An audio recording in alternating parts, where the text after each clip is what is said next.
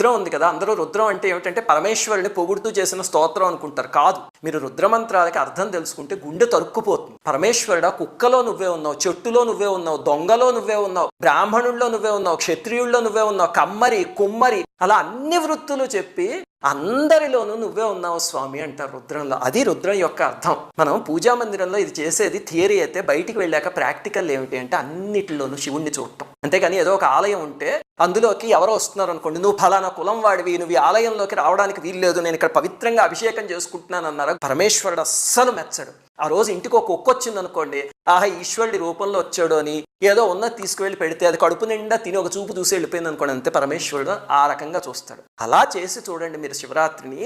ఏదో ఒక రూపంలో పరమేశ్వరుడు మీ ఇంటికి వస్తాడు, లేకపోతే కళలోనో ధ్యానంలోనో ఎక్కడో అక్కడ కనిపించి, ఒరే నాన్న నీ శివరాత్రి పూజకి నేను సంతృప్తి పొందాను రా అని మీకు ఏదో ఒక సూచనలు ఇస్తాడు.